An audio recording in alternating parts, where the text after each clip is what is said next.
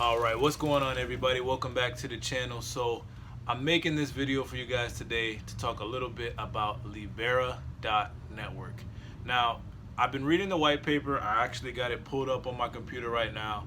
I want to share some important things about Libera.network that I think you guys will find interesting, and how I believe that it's going to take the decentralized infrastructure of the Bancor network to the next level. So basically what the Libera.network is trying to do is it's trying to take the already existing Bancor.network decentralized liquidity network infrastructure and plug in centralized exchanges. It plans to do this by using these things called gateways. And what they basically want to do is they want to mint gateway tokens. So Libera.network will manage these gateway tokens that are going to allow fiat currencies to be introduced to the Bancor network, as well as Bitcoin to be introduced to the Bancor network. Because up until now, we haven't been able to buy and purchase with fiat currencies on the Bancor exchange because it requires a certain level of KYC and industry standard. So we haven't been able to do that, as well as Bitcoin.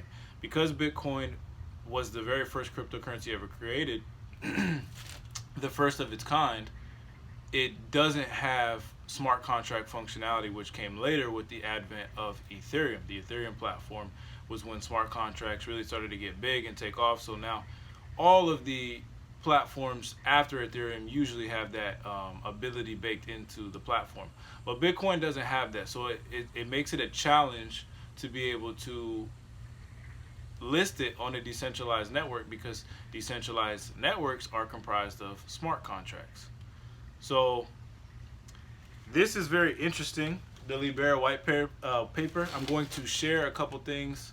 I'm going to read from it just so you guys can get a sense of what it is, what it's trying to accomplish, and how powerful this is going to be for the space at large. So let me go ahead and get right into that. I'm going to go ahead and start by reading the introduction. The introduction says, the release of Bitcoin and cryptocurrencies following it has revolutionized how we view money, but also order as a modern society. By means of blockchain, we have since created a foundation of cryptographic speech, allowing assets to be tracked on an immutable shared ledger, providing transparency, accountability, and decentralization. With the majority of new users entering the crypto space by exchanges, it is imperative that they are offered a safe, reliable, and decentralized manner. Yes, I completely agree. I really like the way they have this white paper laid out. It's only 15 pages. I'm going to link to it in the video below. It's very simple to read. There's like one or two typos that I caught during the white paper, but it's no big deal to me. I mean, it's honest mistakes, but it's a very nice, easy read. I'm going to go ahead and continue to read, but I'm going to go ahead and link in the video description below. So this is important. Cryptocurrency exchanges are online services which traditionally facilitate trade between users wishing to trade local fiat currency, USD, for example, for cryptocurrencies like Bitcoin, Ethereum, Litecoin, Dash. These services are popular for new customers entering the space by fiat currency. Yeah, obviously the reason that we have a lot more people on centralized exchanges than decentralized exchanges is because, number one, you can use your fiat currency to go and purchase cryptocurrencies, so it makes it a lot easier to onboard new users. Okay, this is important, so I'm going to go ahead and read this part. The processing of trades on the exchange are performed, and this is centralized exchange. The processing of trades on the exchange are performed via traditional computing means on a single system managed by the exchange technical team. In order for a trade to happen, both the crypto asset and fiat currency are deposited into accounts managed by the exchange. During trade and until withdrawal by customer, the security of the assets and integrity of trades are exposed to the vulnerabilities of traditional computing. This includes single point of failure, data integrity loss, potential corruption, negligence of single trusted party, loss of sole control of crypto assets managed for customers. So basically what it's saying is all the things that I've been saying on the channel, the dangers of using a centralized exchanges, the inherent risk that comes with it, and all the problems that comes with centralized exchanges. And here I like this part. They list some historic events that have been big problems for the blockchain space, creating bear markets for everybody. Even crypto projects that don't have anything to do with decentralized exchange have been affected poorly or negatively because of these big centralized exchanges having issues. One famous one you might know about is Mt. Gox. 850,000 bitcoins were lost, valued at the time more than $450 million. Bitfinex, 60 million USD of Bitcoin was stolen. Quadriga CX, this was a big one. This one didn't happen too long ago. Basically, the CEO died while being the only staff member able to access customer assets, owing $163 million USD in customer assets. So the guy basically died. He was the only one who had the private keys to where most of the crypto was being stored, and he died. And because of that, it's like you had people saying, did he really die? Did he, fake his own death and run away with, over $100 million? Because we don't know. This is the problem with a centralized exchange, is you're never in control of your own private keys. And if you're never in control of your own private keys, well then you're never in control of your own crypto, and you have to pretty much put it in the hands of another human being. And human beings are easily corrupted, we know that. So I'm going to continue on.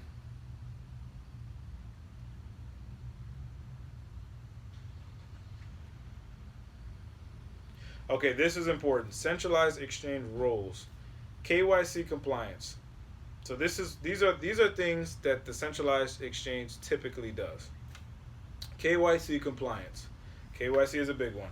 Track customer, driver's license, legal ID, and record for anti-money laundering and tax purposes. This is big in the form of compliance, being able to get mass adoption. We need compliance. We need to be in compliance with the governance or the governments of the world. This is very important. Second one, we talked about this, fiat deposit / withdrawal.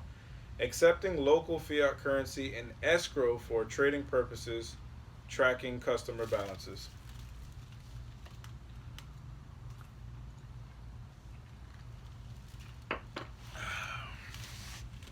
Crypto deposit withdrawal, number 3.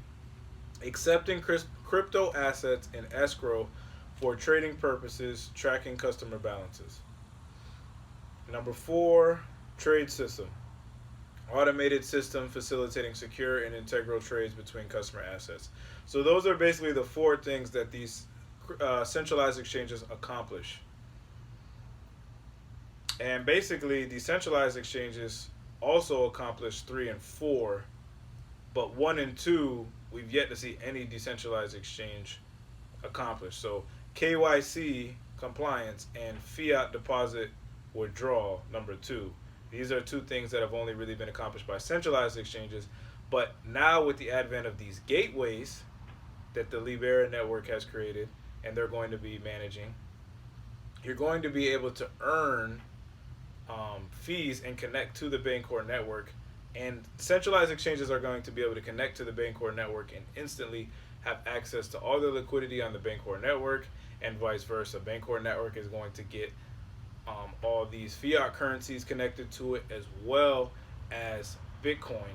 And Bitcoin is huge. Almost all centralized exchanges trade Bitcoin, and like we said before, decentralized exchanges as well as the Bancor network hasn't been able to add Bitcoin. So this is potentially huge for the Bancor network.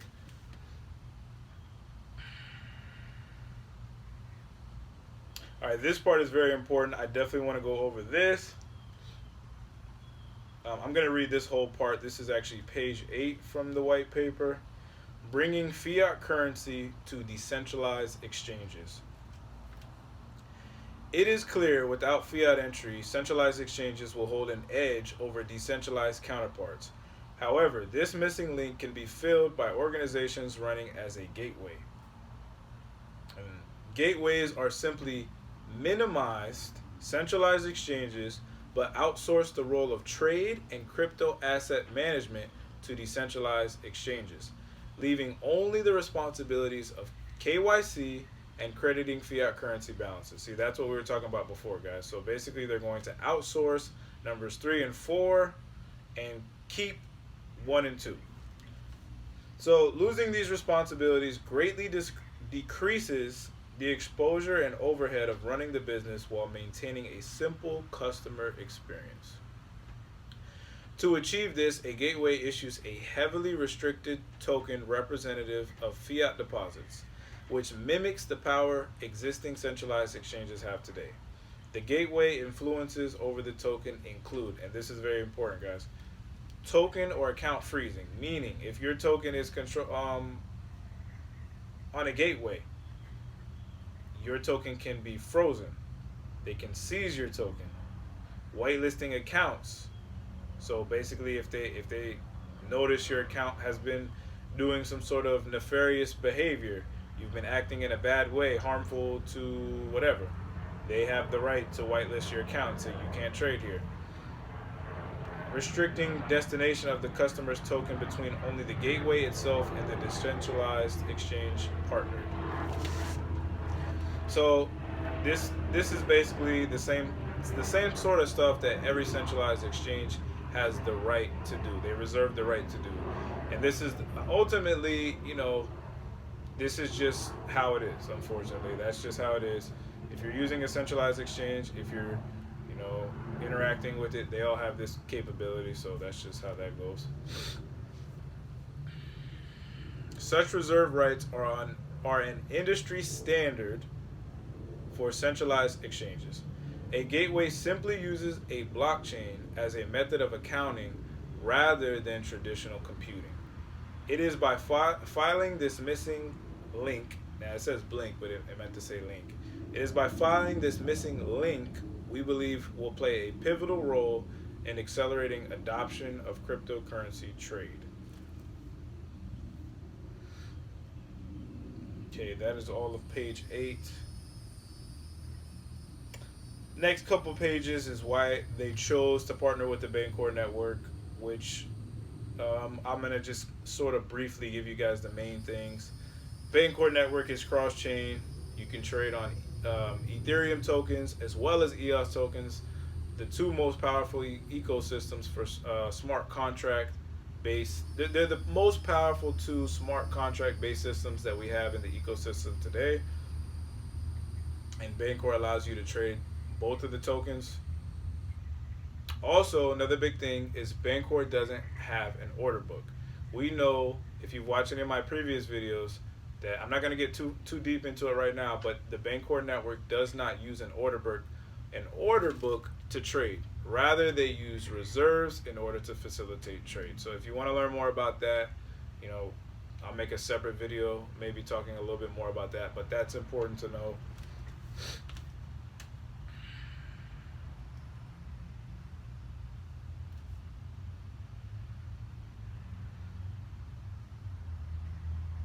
Okay, this part is very important. I'm going to read this. By adopting a shared standard token, and meeting customers on a blockchain level, gateways will inherit automatic integration with any third-party application and service which adopt the same standard. They added S's to all. They made a lot of things plural I don't feel like had to be in that sentence, but that's okay. Continuing to go on, third-party applications could potentially include buy with Bancor buttons and online stores, which automatically detect holdings of Australian dollars and offer to exchange it for BNT to complete purchase.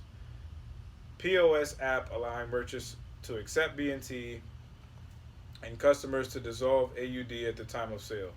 Wallet apps which store users' private keys and sensitive information which already integrate with Bancor, providing users an all-in-one experience such as scatter. Making profit. Like centralized exchanges, a gateway must charge trading fees as well as deposit/withdrawal fees. So basically, they're going to charge fees, and they're also going to get the fees that you can customly set on the Bancor network. I talked about this in one of my previous videos as a liquidity provider. So they're going to charge fees on both ends. That's basically how they're going to make their money. Then goes on to talk about all of the different cryptocurrencies on the Bancor exchange and why they chose it.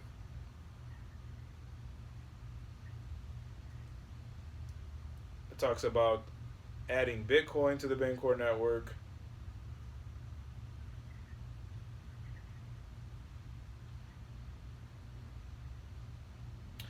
POS bounce back, page number 12. This is also very important. I want to go ahead and read this real quick. Merchants are increasingly using cryptocurrency as a means of accepting payment for goods and services. Commonly, the process involves the merchant pre-installing an app and wallet, then at the same time of sale offering a QR code to the customer, which is scanned, prompts with an amount as well as a recipient address. The amount is determined by the merchant in fiat and then converted to the market price of the traded cryptocurrency. While the merchant enjoys little or no transaction fees to accept payment, he is exposed to crypto's volatility for as long as he holds it. Unless willing to bet on market performance, he'd likely prefer to dissolve the crypto as soon as possible. Because of Bancor's predictive pricing, provided price slippage, and any additional fees set by the gateway are small enough, it is viable to use BNT purely as a middleman. Yeah, I've been saying this for a while. This is very important. This is very powerful. This is one of the most powerful things that the Bancor network basically facilitates. It's for businesses and third-party vendors to accept crypto. If we want them to use crypto, most people who accept Bitcoin, whenever you see people say, I accept Bitcoin for my business, or I accept any sort of crypto, basically what they do is they use some sort of mechanism in order to accept the Bitcoin or whatever you get them and then convert it to dollars or whatever, some sort of fiat currency around the world that is more stable.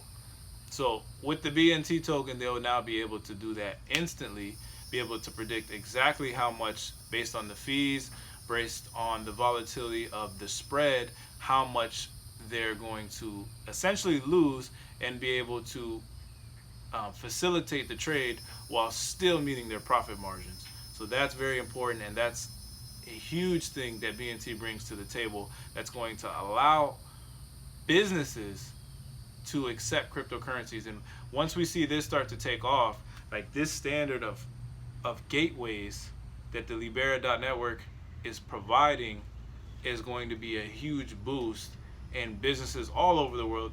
Pretty soon it won't even be a big thing. Like every single business will accept cryptocurrency because it'll just be an app that has, the Bancor.network app or whatever that you can use to convert right back to dollars or Australian dollars or Canadian dollars or yuan or yen, or the fiat currencies will be all listed on there, and they'll all be trading against all these cryptocurrencies through a hub token, which is BNT, which will make things so much more simpler, and everything will just be algorithmically priced against each other. So this is very powerful, guys. They give an example. I'm not going to read that. Basically what I said is the most important thing to understand here.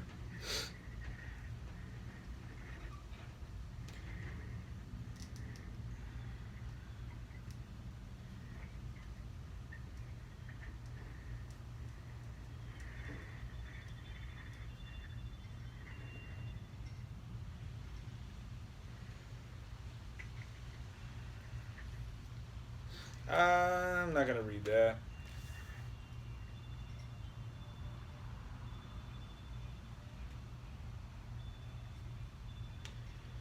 Centralized exchanges are in prime positions to offer gateway services due to their existing infrastructure, crypto and fiat asset tracking. So basically all of the big crypto exchanges that exist today, Binance, Coinbase, whatever, because Gemini, I don't really use crypto exchanges anymore. I'm all about DEX only, hashtag DEX only. I only use decentralized exchanges like NewDex, like Bancor.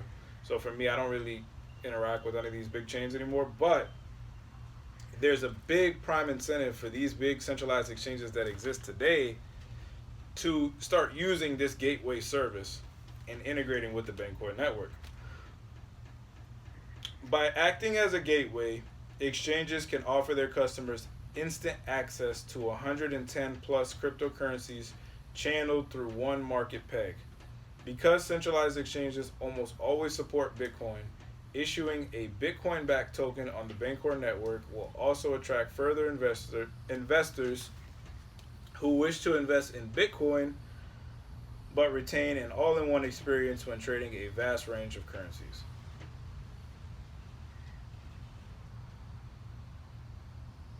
Exchanges can continue exchanging Bitcoin on their centralized platform while collecting fees on their decentralized market pair on the DEX. Yeah, so basically what I said, guys, they'll continue to operate as normal. Some of these centralized exchanges, they'll still charge their normal fees that they charge to trade Bitcoin. So I know Binance has a totally separate model. I don't know exactly what it is, but I know it has something to do with their Binance token. But the point is, they're going to continue to earn through that, and then on top of that, be able to earn through the fees taken, the fees through the gateway.